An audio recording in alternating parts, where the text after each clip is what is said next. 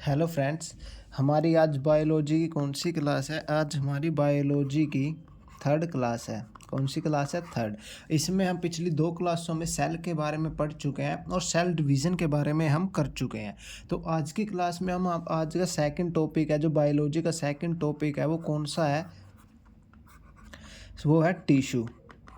यानी कि जो सेल के बाद हम टॉपिक पढ़ेंगे वो कौन सा टॉपिक पढ़ेंगे? टिश्यू। तो आज की क्लास में हम टिश्यू से शुरू करते हैं। भी टिश्यू क्या है, इसमें किस तरह से क्वेश्चन पूछे जाते हैं, वो सब आज हम करेंगे। तो टॉपिक का नाम लिख लीजिए, आप हेडिंग बनाइए टिश्यू। TISSUE tissue. टिश्यू में हिंदी में क्या कहते हैं? टिश्यू को हिंदी में उतक कहते हैं। क्या कहते हैं? उतक। और study of tissue, study of tissue सबसे पहले ये पता होना चाहिए, स्टडी ऑफ टिश्यू को क्या कहते हैं? हिस्टोलॉजी। क्या कहते हैं? Histology. Histology, study of tissue, histology. ठीक है। उसके बाद हम देखते हैं, और मैं कहूँ अगर स्टडी ऑफ सेल कल बताया था, स्टडी ऑफ सेल क्या होता है? साइटोलॉजी। साइटोलॉजी। देखो, ये टिश्यू असल में होता क्या है? The group of cell is called tissue. The group of cell is called tissue. यानी कि बहुत से सेलों के समूह को हम क्या कहते हैं? टिश्यू। जैसे हमने पढ़ा था ना, सेल से क्या बनता है? टिश्यू। टिश्यू से क्या बनता है? पार्ट्स। पार्ट्स से क्या बनता है? टिश्यू से क्या बनता है? पार्ट्स। पार्ट्स से क्या बनता है? Organ system. ऑर्गन सिस्टम से हमारे पास क्या बनता है? पहले हमने जब सेल में किया था तब किया था सेल से टिश्यू, टिश्यू से ऑर्गन, और ऑर्गन से ऑर्गन मतलब पार्ट, और ऑर्गन से क्या बनता है? Organ system. ये सब ऐसी बातें हमने पहले कर चुके हैं। तो सेल के बाद सेल हो गया, अब हम करते हैं टिश्यू। यानी कि सेल के ग्रुप को हम क्या कहते हैं? टिश्यू। ये टिश्यू है, दो तरह के होते हैं, क्योंकि सेल भी दो तरह के थे, एक प्लांट सेल होते हैं, एक एनिमल सेल। ऐसे ही टिश्यू दो तरह के होते हैं, प्लांट टिश्यू। सबसे पहले हम प्लांट टिश्यू के बारे में ही पढ़ेंगे और एनिमल टिश्यू। प्लांट टिश्यू के बारे में ही पढ़ेंगे। इसी को आगे हम हेडिंग बनाते हैं, क्या? Plant tissue. Plant tissue number 1। दूसरे को हम बाद में पढ़ेंगे, पहले इसको अच्छे से डिस्कस करते हैं। ये क्या है? प्लांट टिश्यू आगे दो तरह के होता है, मेरिस्मेटिक टिश्यू, मेरिस्मेटिक टिश्यू, और इसको मैं इतना ही लिखता हूँ। और दूसरा कौन सा होता है? दूसरा कौन सा होता है? Permanent tissue. Permanent tissue.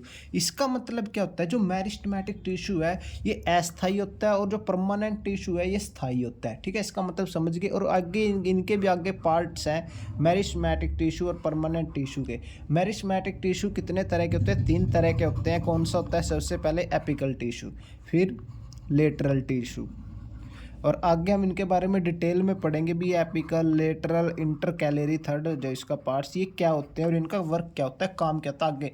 अभी मैं जस्ट आपको क्या बता रहा हूँ, इसके पार्ट्स। यानी कि प्लांट टिश्यू दो तरह का होता है, मेरिस्टेमेटिक यानी कि ये अस्थायी तौर पर होते हैं, और ये स्थायी तौर पर होते हैं। और परमानेंट टिश्यू, परमानेंट टिश्यू में भी आगे इसके दो पार्ट्स हैं। परमानेंट टिश्यू के आगे दो पार्ट्स हैं। ठीक है, सबसे पहले सिंपल टिश्यू, परमानेंट टिश्यू है ना, इसके दो पार्ट हैं। और दूसरा कौन सा होता है? Complex tissue. Complex, simple, complex. आप आपकी कॉपी में अच्छे से लिखना, यहाँ तो थोड़ी सी जगह की कमी के कारण ऐसा लिखना। अब देखो, परमानेंट टिश्यू कितने तरह के होते हैं? दो तरह के, सिंपल टिश्यू और कॉम्प्लेक्स टिश्यू। अब आगे जो सिंपल टिश्यू है, इसके आगे 3 पार्ट होते हैं। कितने पार्ट होते हैं? इसके आगे 3 पार्ट होते हैं, यानी कि पैरेन्काइमा, क्लोरेन्काइमा और स्केलेन्काइमा। ठीक है, पैरेन्काइमा, मैं स्पेलिंग बोलता हूँ, आप उसको अपने कॉपी में लिख देंगे, PARENCHYMA, पैरेन्काइमा। एक जो सेकंड पार्ट है इसका, कोलन, COLENCHYMA, कोलनकाइमा। ठीक है, और थर्ड है स्क्लेरेन्काइमा, SELENCHYMA,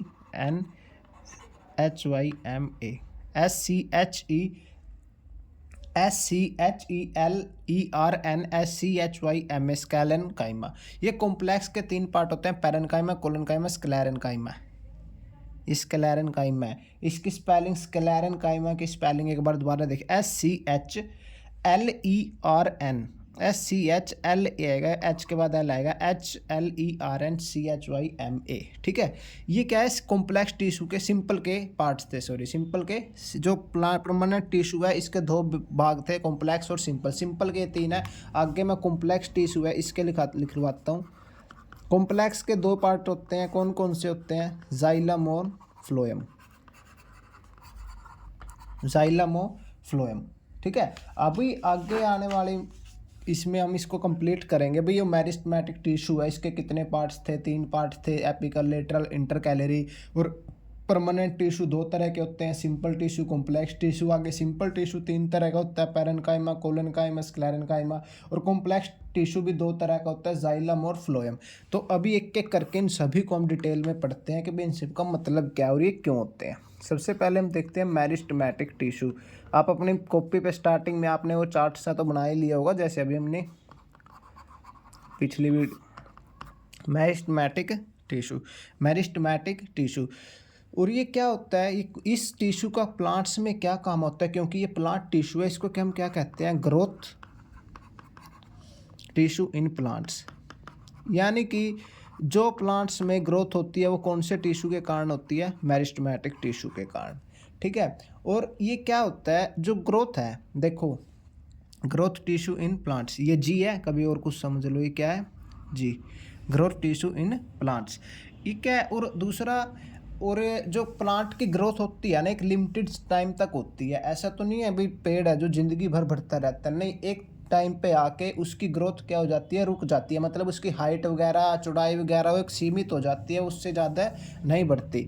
यानी कि और वो जो ग्रोथ है वो हर पेड़ की अपने हिसाब से होती है।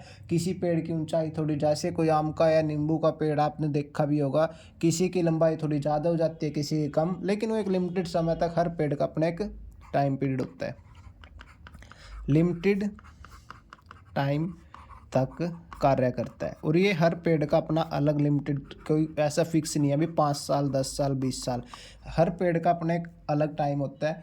ठीक है, और दूसरी बात, अगर आपसे ये पूछे भी ग्रोथ टिश्यू इन प्लांट वो कौन सा है, मेरिस्टेमेटिक टिश्यू। अगर आपसे एक और इसके अलग क्वेश्चन बनता है, ग्रोथ हार्मोन इन प्लांट, ये तो था टिश्यू, हार्मोन के एक बार कई बार क्वेश्चन कंफ्यूज करने के लिए पूछ लेता है, तो उसमें क्या आएगा, देखो ये है ग्रोथ टिश्यू और ये है ग्रोथ हार्मोन। तो ग्रोथ हार्मोन क्या है प्लांट में, ऑक्सिन, क्या है, ऑक्सिन। ग्रोथ हार्मोन, हार्मोन कौन सा होता है प्लांट में, ग्रोथ करने के लिए जरूरी ऑक्सिन। और वैसे ग्रोथ टिश्यू मेरिस्टेमेटिक टिश्यू। ठीक है, अब आगे इसके 3 पार्ट थे ना, एपिकल, लेटरल और इंटरकैलरी, उनके बारे में पढ़ते हैं भी वो क्या थे। एपिकल, सबसे पहले एपिकल, एपिकल टिश्यू, ये कौन से टिश्यू का पार्ट है, मेरिस्टेमेटिक टिश्यू का पार्ट है। ठीक है, मेरिस्टेमेटिक टिश्यू का क्या है, ये पार्ट है। एपिक या अपेक्स एरिया,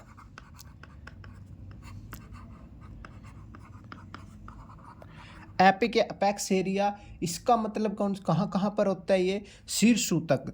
मतलब जो एपिक, जैसे कोई टहनी है, टहनी के बिल्कुल आगे वाले पार्ट में होगा ये। कोई पत्ती है, बिल्कुल आगे वाले पार्ट में होता है ये। मतलब शीर्ष स्थान जो सिर्फ बिल्कुल बॉर्डर पे होते हैं ना जो स्थान, वहाँ पे ये होता है एपिकल टिश्यू। और ये क्या, किसका काम क्या होता है, प्राइमरी ग्रोथ के लिए रिस्पॉन्सिबल, प्राइमरी ग्रोथ के लिए जिम्मेदार या रिस्पॉन्सिबल होता है ये।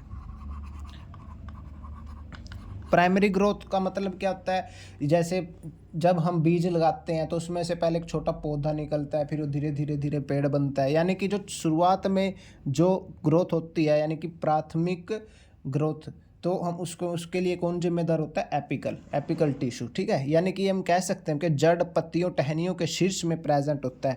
ये कहाँ पर प्रेजेंट होता है, एपिक्स। यानी कि एपिक एरिया कौन सा होता है, एपिक एरिया ये नहीं है सिर्फ टहनी, पत्ती, जड़ में भी, यानी कि जड़, पत्ती, पत्तियाँ, जड़, पत्तियों, टहनियों के शीर्ष भाग पर उपस्थित होता है, शीर्ष भाग पर प्रेजेंट होता है।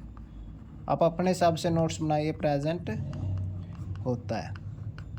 ठीक है, और इसका काम क्या है मैंने आपसे बता ही दिया है, बीज से यानी कि प्राइमरी ग्रोथ में वही आएगा, बीज से नया पौधा बनाने के लिए जिम्मेदार। बीज से नया पौधा कौन बनाता है? Apical tissue.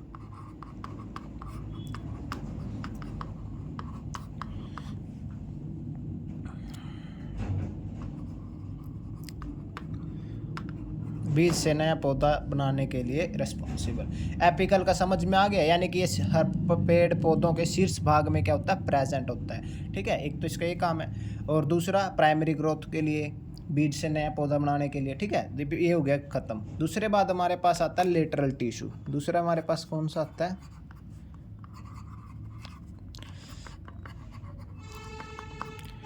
Lateral tissue. Lateral tissue या हम इसको कह सकते हैं कैम्बियम टिश्यू। इसका दूसरा नाम क्या होता है? Cambium tissue. लेटरल टिश्यू या कैम्बियम टिश्यू एक ही बात है। ठीक है, इसका काम क्या होता है? सेकेंडरी ग्रोथ करना, यानी कि जब एक बार बीज से पौधा बन जाता है उसके बाद का काम किसका हो जाता है? लेटरल टिश्यू का। और इसके अंदर एक एलिमेंट होता है, ये सेकेंडरी ग्रोथ समझ में आ गया। पौधा बनने के बाद जो काम शुरू होता है वो लेटरल टिश्यू का होता है। इसके अंदर एक एलिमेंट होता है, उसको हम कहते हैं कैम्बियम एलिमेंट। Cambium element. इस कैम्बियम एलिमेंट ये क्या होता है? तभी तो इसको कैम्बियम टिश्यू भी कहा जाता है। इस कैम्बियम एलिमेंट का काम क्या होता है? जो जड़ है और जो पेड़ का तना है, जड़ तने की मोटाई बढ़ाने के लिए,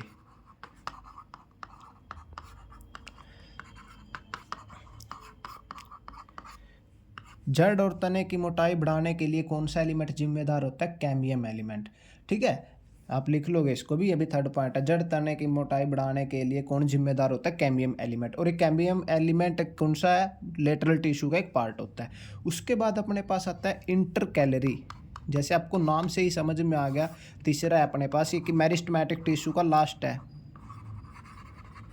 intercalary tissue. Intercalary tissue, CALARY। इसमें इसके में तो कुछ नहीं होता है, थोड़ा आसान सा ही है, बार बार वृद्धि करता है। जैसे हम किसी पेड़ को बीच में से काट देते हैं तो कुछ टाइम के बाद वो दोबारा से एक पेड़ बन जाता है, या किसी पेड़ की टहनी काट दी जाती है, वो दोबारा से क्या होता है? उस टहनी को उगा लेता है। तो इसको हम क्या कहते हैं? रीग्रोथ टिश्यू या रीग्रोथ। ठीक है, इसका काम क्या होता है? रीग्रोथ करना, दोबारा से काटने पर। अगर हम किसी की घास टहनी को, पत्तियों को काट देते हैं तो दोबारा से वहाँ पर एक नई टहनी का जन्म लेना, यानी कि टहनियाँ काटने पर दोबारा आना।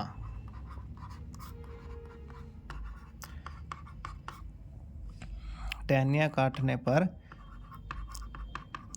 दोबारा आना। ठीक है, ये सब यानी कि मेरिस्टेमेटिक टिश्यू हमारे पास खत्म हो गया। एपिकल, लेटरल, इंटरकैलरी कुछ भी था। एपिकल क्या होता है? पैक्स, जो प्राइमरी ग्रोथ के लिए जिम्मेदार होता है, और ये पौधे के बीज, जड़, तना, पत्तियों के बिल्कुल शीर्ष भाग में प्रेजेंट होता है। लेटरल क्या होता है? सेकेंडरी ग्रोथ के लिए जिम्मेदार होता है। कैम्बियम एलिमेंट होता है इसके अंदर, और जड़, इसकी जड़ तने की मोटाई बढ़ाने में इसकी मदद करता है पौधे की। इंटरकैलरी, किसी की पत्तियाँ या टहनी काट दी जाती हैं तो उनको सही करने में, दोबारा से रीग्रोथ करने में इंटरकैलरी का काम आता है। उसके बाद हम देखते हैं प्लांट टिश्यू का दूसरा पार्ट क्या था? Permanent tissue.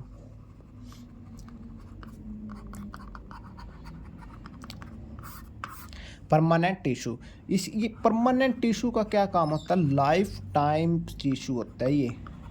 जैसे वो क्या होता है? जैसे मेरिस्टेमेटिक टिश्यू क्या था? मेरिस्टेमेटिक टिश्यू एक लिमिटेड टाइम तक कार्य करता है, लेकिन परमानेंट टिश्यू ये क्या है? लाइफ टाइम टिश्यू है। ठीक है, इसके दो पार्ट थे, हमने देखे थे, सिंपल और कॉम्प्लेक्स। सिंपल टिश्यू, पहले हम सिंपल टिश्यू को पढ़ते हैं। सिंपल टिश्यू के भी आगे तीन पार्ट थे, पैरेन्काइमा, क्लोरेन्काइमा और स्क्लेरेन्काइमा। ठीक है, इसका मतलब सिंपल टिश्यू का इसको हम सिंपल क्यों कहते हैं? क्योंकि जो इसका काम होता है ना, इसका काम क्या होता है? The group of same type of cell. जो सिंपल टिश्यू में क्या होता है? जो इसमें सेल होते हैं वो सभी एक ही तरह के होते हैं। इसको यानी कि हम कह सकते हैं the group of same type of cell. जो इसके अंदर सेल मौजूद होते हैं वो सभी एक ही तरह के होते हैं, उसमें कोई भिन्नता नहीं पाई जाती, इसलिए इसको हम सिंपल टिश्यू कहते हैं। और आगे इसका तीन पार्ट थे, पैरेन्काइमा। सबसे पहले पैरेन्काइमा को देखते हैं, भाई ये क्या होता है और ये क्या काम करता है।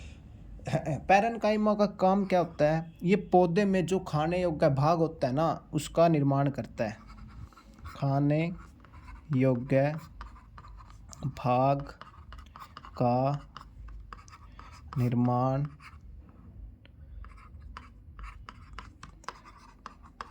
करता है। खाने योग्य भाग का निर्माण करता है। और खाने वाला भाग कैसा भाग होता है, कोमल भाग। कोमल मतलब सॉफ्ट होता है, ठीक है। बस पैरेन्काइमा इतना ही है, जो पेड़ में जितने भी खाने योग्य भाग है ना उसका यूज कर उसका क्या कर उसका निर्माण कौन करता है, पैरेन्काइमा। पेड़ में जितने भी खाने वाला सामान होता है, जैसे हम फल फ्रूट खाते हैं उसका निर्माण कौन करता है, पैरेन्काइमा टिश्यू करता है, ठीक है। इसके बाद सिंपल टिश्यू का दूसरा पार्ट होता है कोलेनकाइमा।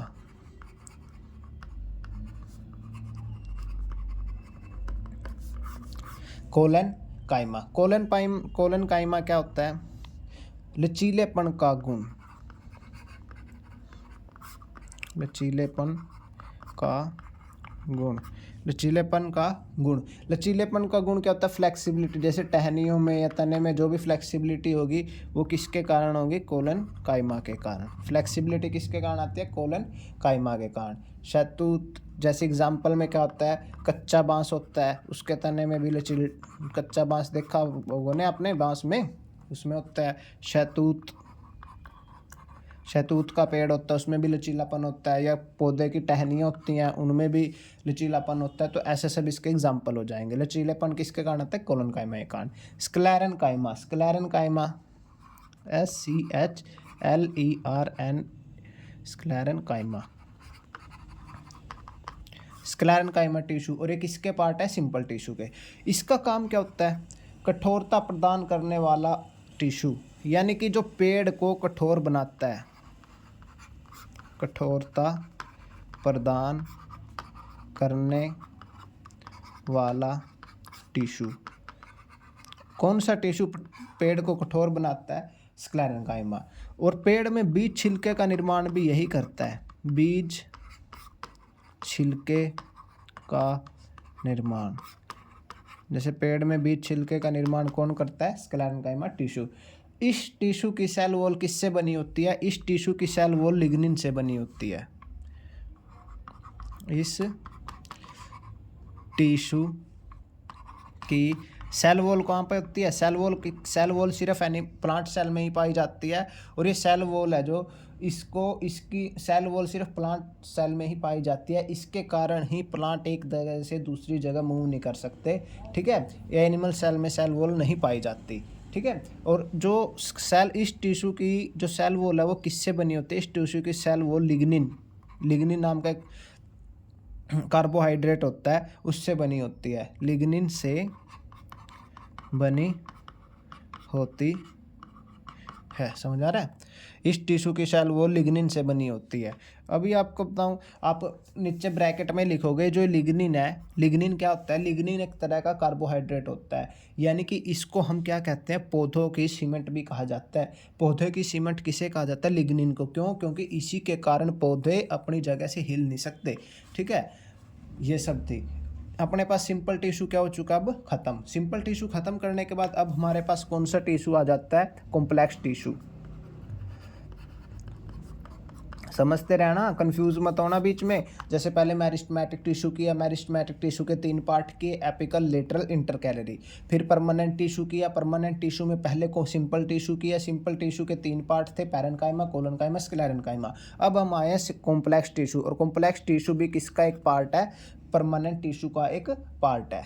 देखो, सिंपल टिश्यू क्या था, the group of same type of cell. और एक कॉम्प्लेक्स टिश्यू क्या है, the group of different type of cell. Simple tissue में सभी सेल एक ही तरह के थे, और कॉम्प्लेक्स टिश्यू में सभी सेल डिफरेंट तरह के होंगे। इसमें कोई भी सेल आपस में मैच नहीं करेगा। ये दोनों में क्या था, डिफरेंस था, ठीक है। उसके बाद देखते हैं, इसके आगे मैंने आपको 2 पार्ट लिखवाए थे, xylem and phloem.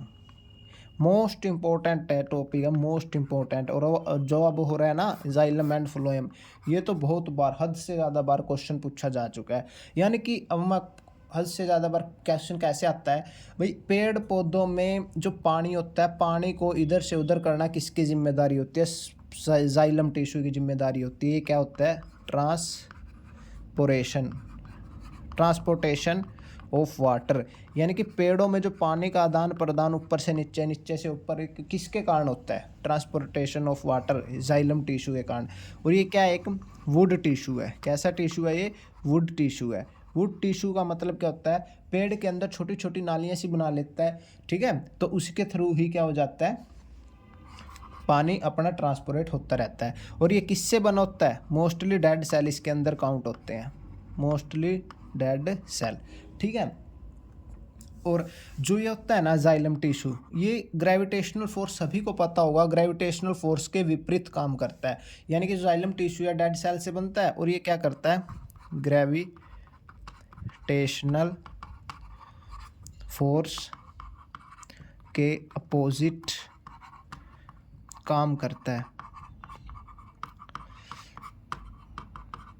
Gravitational force के अपोजिट काम करता है। जाइलम टिश्यू कहता है ट्रांसपोर्टेशन वाटर का आदान प्रदान करता है। वुड टिश्यू के इसको कहते हैं मोस्टली डेड सेल से बना होता है। और ये ग्रेविटेशनल फोर्स के विपरीत कैसे काम करता है? देखो, हम पौधों को या पेड़ को पानी जड़ में देते हैं। ग्रेविटेशन क्या होता है? किसी भी चीज़ को पृथ्वी की तरफ खींचता है। लेकिन पेड़ों में क्या होता है? जो पानी हम नीचे उसको जड़ में देते हैं वो धीरे धीरे पूरे पेड़ में ऊपर तक फैल जाता है। यानी कि वो पानी कहाँ से जा रहा है? नीचे से ऊपर की तरफ जा रहा है। नीचे से कैसे जा रहा है? नीचे से ऊपर की तरफ। तो इसका मतलब क्या हुआ? जो ये ग्रेविटेशनल फोर्स क्या काम करता है? ऊपर से नीचे की तरफ खींचता है, लेकिन पानी जा कहाँ रहा है? नीचे से ऊपर। यानी कि ये ग्रेविटेशनल फोर्स के विपरीत काम करता है, ठीक है। उसके बाद और ये मोस्ट इंपॉर्टेंट है फ्लोएम। आपसे क्वेश्चन डायरेक्ट पूछेगा, पेड़ों में ट्रांसपोर्टेशन ऑफ वाटर का कौन सा टिश्यू काम करता है? जाइलम टिश्यू डायरेक्ट, ठीक है। वाटर WX यहाँ से याद रख सकते हो, वाटर X, WX 23 24 रीजनिंग में करते हैं ना, WX, ठीक है। और उसके बाद फ्लोएम, यानी कि ये कॉम्प्लेक्स टिश्यू का दूसरा भाग है। ये भी मोस्ट इम्पोर्टेंट है, ठीक है। और इस फ्लोएम का काम क्या होता है? इसका भी काम करता है ट्रांसपोर्ट का होता है, लेकिन ये ट्रांसपोर्ट क्या करता है? फूड करता है, ट्रांसपोर्टेशन ऑफ फूड। और इसमें क्या होता है? मोस्टली लिविंग सेल होते हैं। और जाइलम टिश्यू में क्या होता है? मोस्टली डेड सेल होते हैं, ठीक है। और ये ग्रेविटेशनल फोर्स की दिशा में काम करता है, ये भी बात आपको सोचनी है।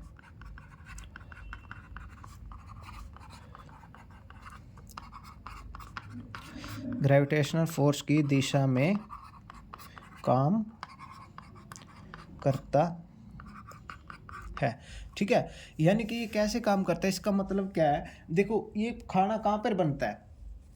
पौधों का खाना कहाँ पर बनता है? पत्तियों में। पत्तियां सूर्य से अपनी किरणें लेती है, फिर फोटोसिंथेसिस नाम की एक रिएक्शन होती है, वो हम आगे करेंगे।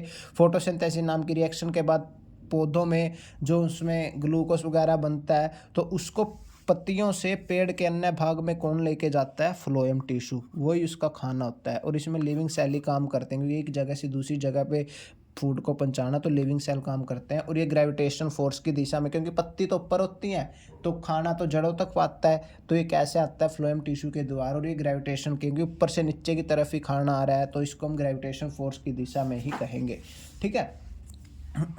तो आगे हम देखते हैं थोड़ा सा ये देखते हैं जाइलम टिश्यू और फ्लोएम टिश्यू ये कितने कितने प्रकार के अलग अलग कैसे होते हैं।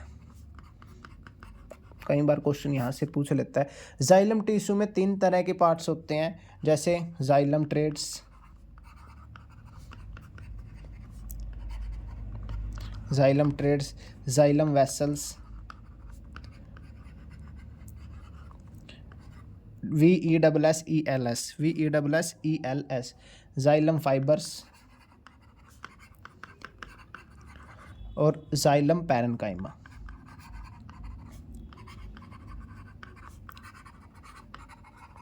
जाइलम पैरेन्काइमा जो ये होते हैं ना, ये सारे डेड पार्ट होते हैं, डेड पार्ट। और जो ये जाइलम पैरेन्काइमा सिर्फ यही एक लिविंग पार्ट है। कई बार क्वेश्चन पूछ लेता है भी जाइलम टिश्यू में जो लिविंग पार्ट है उसका नाम क्या है? उसका नाम है जाइलम पैरेन्काइमा, ठीक है। और ये सारे क्या है? Xylem thread, xylem vessel, xylem fibre, ये क्या है? सारे डेड पार्ट। ऐसे ही फ्लोएम में होता है।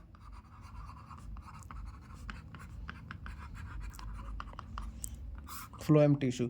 फ्लोएम टिश्यू में कितने तरह के होते हैं? SEEVE साइव ट्यूब, SIEVE ट्यूब, और दूसरा कॉम्पेनियन सेल,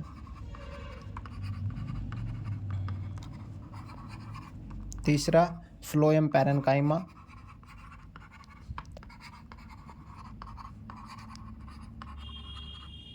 और चौथा कौन सा होता है? Phloem fibre.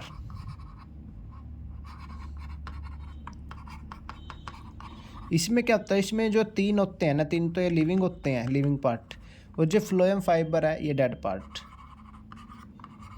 देखो मैंने जब ये दोनों कराए थे उसमें ये लिखवाया था कि भाई जो होता है ना, देखो जाइलम है मोस्टली डेड सेल, उसका मतलब ये नहीं था भाई सारे के सारे डेड सेल होंगे। मोस्टली डेड सेल का मतलब ये है कि भाई ज़्यादा से ज़्यादा डेड सेल होंगे, वो ऐसा होंगे भाई 3 डेड है 1 जीवित है। फ्लोएम में क्या था? मोस्टली लिविंग सेल, भाई ज़्यादा से ज़्यादा लिविंग होंगे 1 डेड होएगा। देखो sieve tube, companion cell, phloem parenchyma ये सारे लिविंग है। फ्लोएम फाइबर क्या है? फ्लोएम फाइबर क्या है? डेड पार्ट होता है। ठीक है, ये हो गया हमारे पास plant tissue chapter close, plant tissue का चैप्टर क्लोज। उसके बाद हमारे पास दूसरा आता है टिश्यू में ही एनिमल टिश्यू। भाई एनिमल में कितने तरह के टिश्यू होते हैं? एनिमल टिश्यू, एनिमल में कितने तरह के टिश्यू होते हैं? यानी कि animal tissue group of animal cell, समझ ही गए होंगे आप, ग्रुप ऑफ एनिमल सेल इसको हम क्यों कहते हैं? Animal tissue group of animal, animal में पेड़ ये पशु पक्षी या जानवर नहीं आएंगे, एनिमल में हम ह्यूमंस बीइंग भी काउंट होते हैं। ठीक है, ग्रुप ऑफ एनिमल सेल, तो ये इसको हम एनिमल टिश्यू, एनिमल टिश्यू क्या होता है? Group of animal cell. ठीक है, उसके बाद ये कितने तरह के होते हैं? होते हैं 4 तरह के, देखते हैं। Epithelial tissue, EPITHELIAL tissue, connective tissue,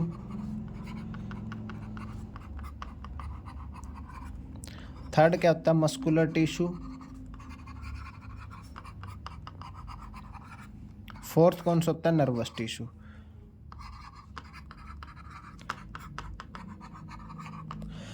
animal tissue में 4 तरह के होते हैं, एपिथेलाइल, कनेक्टिव, मस्कुलर, नर्वस टिश्यू। एक एक करके इन सभी के बारे में पढ़ते हैं, वही इन सभी का काम क्या होता है और ये कैसे कैसे हमारे पास यूज आते हैं। ठीक है, देखते हैं। सबसे पहले हम शुरू करते हैं एपिथेलाइल टिश्यू, एपिथेलाइल टिश्यू। ठीक है, इसका मतलब क्या होता है? ये आउटर लेयर होती है, सबसे आउटर लेयर। आउटर लेयर मतलब जो हमारी स्किन होती है, स्किन हो गया। ठीक है, सिर्फ स्किन ही नहीं, जो आउटर लेयर, जैसे हमारे लंग्स हैं, हमारे अंदर क्या होता है? लंग्स है। लंग्स के हमारे जो लंग्स है एक तरह के उसमें पैकेट में पैक है, उसको जो पैकेट होता है जो उसके ऊपर एक लेयर में पैक है, उस लेयर को भी हम एपिथेलियल टिश्यू कहते हैं। जो हमारा ब्रेन है वो जो स्कल के अंदर सेट है, मतलब स्कल से क्या होता है? प्रोटेक्टेड है वो, उसकी ब्रेन की प्रोटेक्टेड लेयर कौन सी होती है? आउटर लेयर, स्कल, उसको हम क्या कहते हैं? Epithelial tissue. जो किडनी है हमारी, किडनी भी एक लेयर से प्रोटेक्टेड है, वहाँ पे भी ये सिर्फ स्किन से ही मतलब नहीं है, जो हमारे बॉडी के अंदर पार्ट्स हैं उनके ऊपर भी एक तरह की लेयर होती है, तो हम उसको भी एपिथेलियल टिश्यू कहते हैं। देखते हैं formation of outer layer of all organs, formation of outer layer of all organs. और दूसरा क्या है? Protective tissue of our body.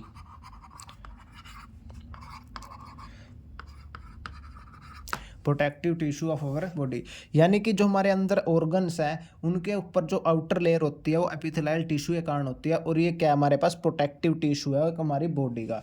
जैसे ये किस किस को प्रोटेक्ट करता है?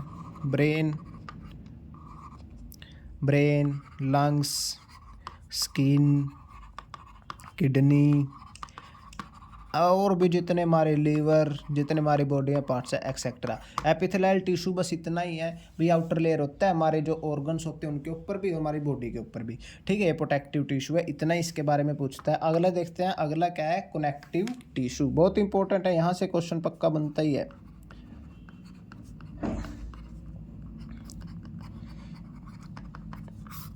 कनेक्टिव टिश्यू, सबसे बड़ा पार्ट जो टिश्यू में है वो कनेक्टिव टिश्यू है। यानी कि शरीर में सबसे अधिक कौन सा टिश्यू है? Connective tissue. शरीर में, बॉडी में सबसे अधिक।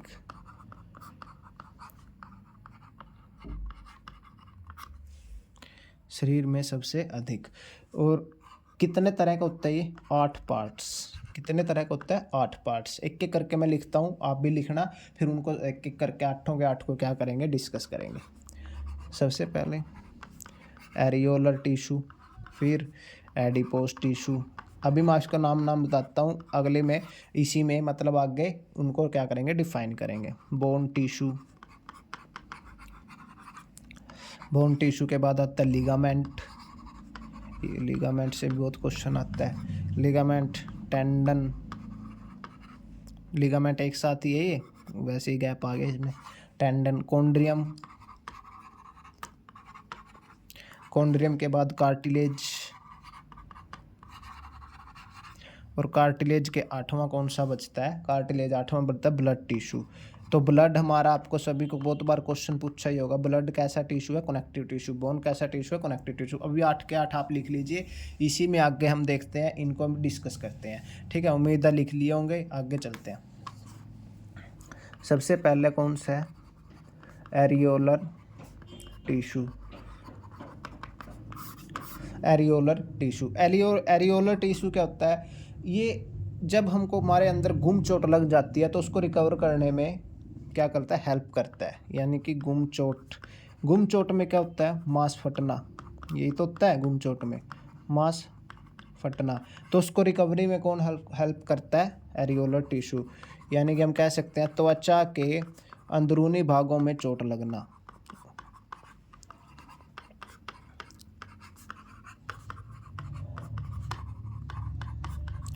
ठीक है, ये एरियोलर टिश्यू इतना ही है भाई। इसका काम क्या है? गुम चोट लगने पर उसको क्या करना है? रिकवर करना है। Adipose tissue. एडिपोस टिश्यू का काम क्या होता है? एडिपोस टिश्यू, इसको हम हिंदी में क्या कहते हैं? वसा में ऊतक। वसा में ऊतक। आप सभी को अंदाजा हो भी गया अभी, वसा क्या होता है? फैट। इसका काम क्या होता है? सिर्फ फैट को स्टोर करना। देखो, बहुत से लोगों में क्या होता है, जो उनकी कमर है, पेट पे फैट जमा हो जाता है, वो किसके कारण होता है? एडिपोस टिश्यू के कारण जमा होता है। ठीक है, एडिपोस फैट को स्टोर करना कौन सा टिश्यू करता है? Adipose tissue. ये इतना ही है। उसके बाद होता है बोन टिश्यू।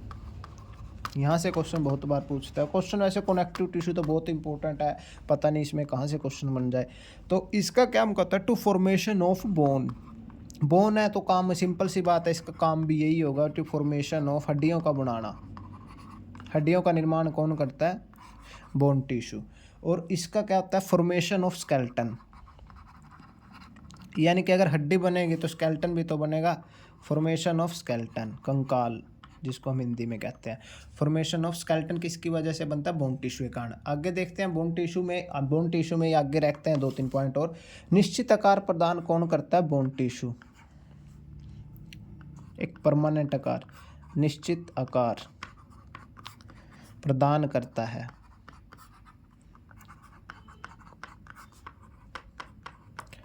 शरीर को कौन करता है? Bone tissue.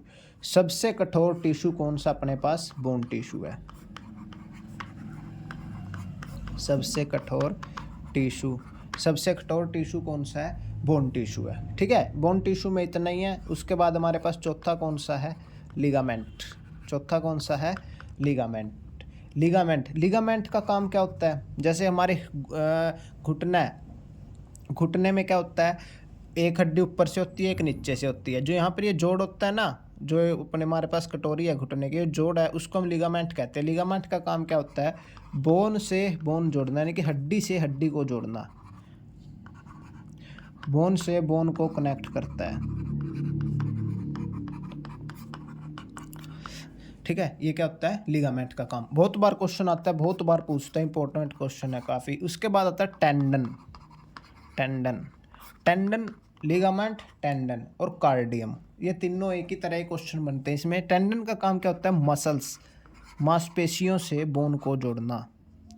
मसल्स से बोन को जोड़ना। हमारी बहुत सी शरीर में ऐसी जगह है जो सिर्फ मसल से डायरेक्ट हड्डी जुड़ी हुई है, तो उन सभी में काम क्या होता है, टेंडन का काम होता है, यानी कि मसल से हड्डियों को जोड़ना। मसल से हड्डियों को जोड़ना यानी कि देखो, bone to bone ligament, muscle to bone tendon, याद करने हैं ये आपको सारे के सारे, लिगामेंट, टेंडन और आगे आएगा कॉन्ड्रियम, मोस्ट इंपॉर्टेंट है तीनों के तीनों। भाई मसल से बोन को कौन कनेक्ट करता है, टेंडन, बोन से बोन को कौन कनेक्ट करता है, लिगामेंट। और अभी मैं आपको छठा लिखवा रहा हूँ, कॉन्ड्रियम। कॉन्ड्रियम का काम क्या होता है, कॉन्ड्रियम टिश्यू, कॉन्ड्रियम टिश्यू का काम करता है मसल से मसल को जोड़ना। देखो, मसल टू मसल्स, इसका मतलब क्या है, bone to bone ligament, bone to bone ligament, और बोन टू मसल्स टेंडन, और मसल टू मसल कॉन्ड्रियम। इसका मतलब ये है। और उसके बाद आता है हमारे पास कार्टिलेज। क्या आता है, कार्टिलेज, कार्टिलेज टिश्यू, ये कौन सा है, सेवंथ। ये देखना, कार्टिलेज, बोन्स के जोड़ों के बीच चिकने पदार्थ का निर्माण करना। ये जो हमारी हड्डियाँ होती हैं ना, बोन्स, और इसमें जोड़ होते हैं, उनके बीच में जो चिकनाहट होती है वो किसके कारण होती है, कार्टिलेज के कारण। जोड़ों के बीच चिकने पदार्थ का निर्माण करना।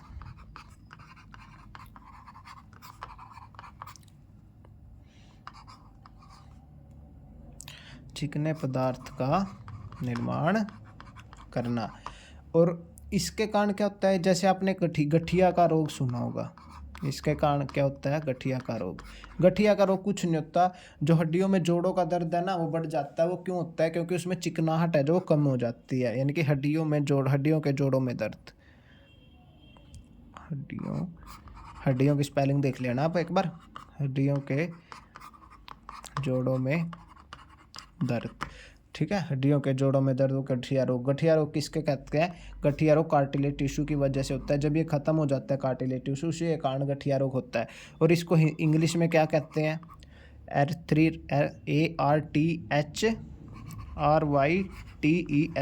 एर्थराइट्स, ठीक है, एर्थराइट्स। और ये गठिया का रोग क्यों हो जाता है, जब ये कार्टिलेज टिश्यू, आप लिखोगे इसमें, कार्टिलेज टिश्यू काम करना बंद कर देता है, काम करना बंद कर देता है। काम करना क्या कर देता है, बंद कर देता है, ठीक है। आगे भी देखते हैं, आगे भी एक कार्टिलेज टिश्यू यानी कि गठिया रोग के बारे में एक दो लाइन और है। हड्डियों के जोड़ में दर्द के लिए जिम्मेदार कौन सा एसिड होता है, हड्डियों के जोड़ में दर्द के लिए जिम्मेदार एसिड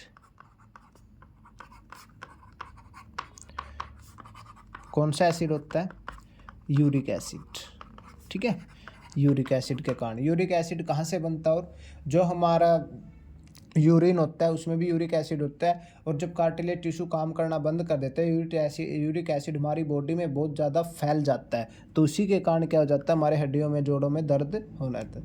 और मसल्स में क्रैम्प या खिंचाव का कारण, ये एक अलग क्वेश्चन है, इसमें नहीं है, वैसे आप लिख लेना, क्योंकि इसी के मेरे को लगा भी यहीं पे बता देता हूँ। मसल्स में क्रैम्प आ जाता है कई बार, जैसे हम कुछ ज़्यादा खेल कूद कर लेते हैं तो खिंचाव भी हो जाता है, दर्द पेन होने लग जाता है। उसमें कौन सा आता है खिंचाव का कारण, वो लैक्टिक एसिड के कारण होता है। लैक्टिक एसिड, हमारे जो मसल्स हैं उनमें लैक्टिक एसिड ज़्यादा जमा हो जाने के कारण, या हम कोई ज़्यादा भारी काम कर लेते हैं लगातार बहुत टाइम से, तो उसके कारण हमारे मसल में क्रैम्प आ जाता है। वो किसके कारण आता है, लैक्टिक एसिड के कारण। और ये 7 हो चुके हैं कार्टिलेज एसिड, तो 8वां कौन सा है, ब्लड टिश्यू, लास्ट 8वां blood tissue. Blood tissue, blood tissue का काम क्या होता है आपको पता ही है, ब्लड टिश्यू के बारे में तो ब्लड टिश्यू है तो ये खून बनाएगा, फॉर्मेशन ऑफ ब्लड। और दूसरा इसका काम फ्लूइड कनेक्टिव टिश्यू है। ये कौन सा, यानी कि ये लिक्विड कनेक्टिव टिश्यू है। कौन सा टिश्यू है ये, फ्लूइड कनेक्टिव टिश्यू। फ्लूइड क्या होता है, liquid part, liquid connective tissue, ठीक है। ऐसा सब तो इतना। उसके बाद हम देखते हैं हमारे पास हमने क्या क्या पढ़ लिया, एपिथेलाइल पढ़ लिया, कनेक्टिव पढ़ लिया, मस्कुलर और नर्वस रहते हैं वो भी आज ही पढ़ लेते हैं, क्यों कल पे छोड़ें। तीसरा कौन सा टिश्यू था हमारे पास, muscular tissue.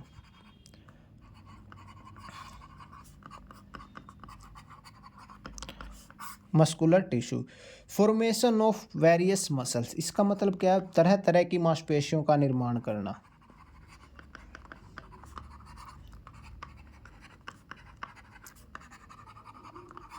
Formation of various muscles, हमारी शरीर में कितने तरह की मसल्स हैं, टोटल नंबर ऑफ मांसपेशियां, मसल्स 639, कितनी है, 639। बहुत इंपॉर्टेंट है, कई बार डायरेक्ट पूछ लेते हैं भी टोटल नंबर ऑफ मसल्स। अब इसके आगे 3 पार्ट हैं, 3 पार्ट्स, किसके, मस्कुलर टिश्यू के। कितने पार्ट हैं, 3 पार्ट्स हैं। कितने पार्ट हैं, 3 पार्ट्स हैं। कौन कौन से हैं, एक एक करके बताता हूँ आपको। Voluntary muscles, voluntary muscular tissue, voluntary muscular tissue, voluntary muscular tissue. इसमें क्या होता है, ऐच्छिक, यानी कि जो मसल अपनी इच्छा से काम करवा सकते हैं, उन मसल्स को हम वॉलंटरी मसल टिश्यू कहते हैं। जैसे बोले, इसको लिख देता हूँ मैं, वॉलंटरी का मतलब क्या होता है, ऐच्छिक, हम अपनी इच्छा से उनसे काम करवा सकते हैं। जैसे हाथ पैर की मसल्स, स्ट्रेटन्ड मस्कुलर टिश्यू, सीधी लाइन। दूसरा, इसको हम क्या कहते हैं, straight, STRAIGHTED, straight muscular tissue, यानी कि एक सीधी लाइन में जो हमारी मसल्स होती हैं वो कहते हैं वॉलंटरी मस्कुलर टिश्यू, यानी कि जिनसे हम अपनी इच्छा अनुसार काम करवा सकते हैं, हम उसको वॉलंटरी मस्कुलर टिश्यू कहते हैं। इसका पहला पार्ट था। और दूसरा पार्ट क्या होता है, इनवॉलंटरी मस्कुलर टिश्यू, यानी कि ऐसी मसल जिन पे हमारा कोई कंट्रोल नहीं होता, इनवॉलंटरी मस्कुलर टिश्यू। ऐसा टिश्यू जिसके हमारे ऊपर कोई भी कंट्रोल नहीं होता, यानी कि अनैच्छिक, ठीक है, अनैच्छिक, जिस पे हमारा कोई भी कंट्रोल नहीं होता। ऐसी कौन सी बहुत सारी मसल हैं। पेट की मसल्स हैं, आँख की मसल हैं, जैसे आँख की हमारी पुतली, हम आँख झपकाते हैं तो इस पे हमारा कोई कंट्रोल नहीं है। ऐसे बहुत सारी, जैसे हमारे अंदर है, बहुत सारी ऐसी चीज़ें जिन पे हमारा कोई कंट्रोल नहीं है। और ये कैसी होती हैं, अनस्ट्रेट होती हैं, सीधी नहीं होती, ठीक है, अनस्ट्रेट। जैसे वॉलंटरी मस्कुलर टिश्यू क्या होता है, स्ट्रेट होती है, वो सीधी मसल्स होती हैं। ये क्या होती है, अनस्ट्रेट मस्कुलर टिश्यू,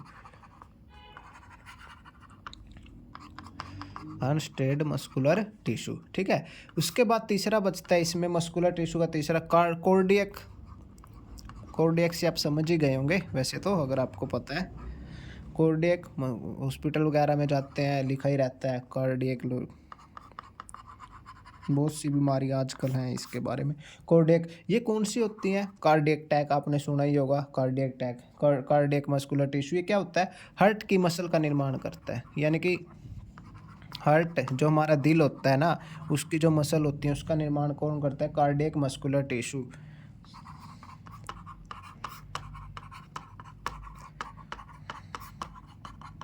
ठीक है। कार्डियक मस्कुलर टिश्यू, हार्ट की मसल्स का निर्माण कौन करता है, कार्डियक मस्कुलर टिश्यू। देखो, कार्डियक टैक वैसे हमने सुना ही होगा। ये हो गया हमारे पास मस्कुलर टिश्यू कंप्लीट। इसके बाद हमारे पास चौथा बचता है, और टिश्यू का चैप्टर खत्म हो जाएगा। कल से हम एक नया चैप्टर शुरू कर देंगे, hormones, nervous tissue, nervous tissue, nervous tissue. इसके जो नर्वस टिश्यू कहता है, इसकी सबसे स्मॉलेस्ट यूनिट कौन सी होती है, फंक्शनल यूनिट, यानी कि सबसे स्मॉलेस्ट यूनिट इसकी होती है न्यूरॉन, ठीक है। और ये विभिन्न संवेदनाओं को शरीर में फैलाना, इसका काम क्या होता है, जो नर्वस टिश्यू होता है हमारे ब्रेन में होता है, न्यूरॉन, यानी कि इसका काम क्या होता है, जो हमारी बहुत तरह की एक्टिविटीज़ होती हैं उन सभी, वो सारा मैसेज पूरे शरीर में फैलाना। ये कह सकते हैं हम विभिन्न इमोशंस या संवेदनाएं, विभिन्न संवेदनाओं को शरीर में फैलाना, ठीक है। और इसका एग्जाम्पल क्या है, जैसे दर्द है, हमको कहीं हाथ पे दर्द हो गया तो उसको पूरे शरीर पे मतलब माइंड तक कैसे पहुंचाना, ये किसका काम होता है, न्यूरॉन्स का। गुस्सा करना, रोना, हंसना, बहुत सारी ऐसी एक्टिविटी हैं जो हमारे पूरे शरीर तक इस चीज़ का मैसेज पहुंचाती है, उस किसका काम होता है, नर्वस टिश्यू का काम होता है। टिश्यू में इतना ही है, आज का हमारा ये टिश्यू कंप्लीट हो चुका है, ठीक है। 45 मिनट लगे हैं लगभग, कंप्लीट है टिश्यू। इसके बारे में और कुछ नहीं बचता। प्लांट टिश्यू भी हम कर चुके हैं और एनिमल टिश्यू भी हम कर चुके हैं। यहाँ से बहुत से क्वेश्चन आते हैं, प्रीवियस ईयर आप क्वेश्चन देख सकते हो। और जब भी हमारा बायो का चैप्टर मतलब पूरा सिलेबस ख़त्म होगा तब हम सभी के प्रीवियस ईयर करेंगे, तब तक आप इसको रिवाइज करें, इससे याद करें, ठीक है। आज के लिए इतना ही।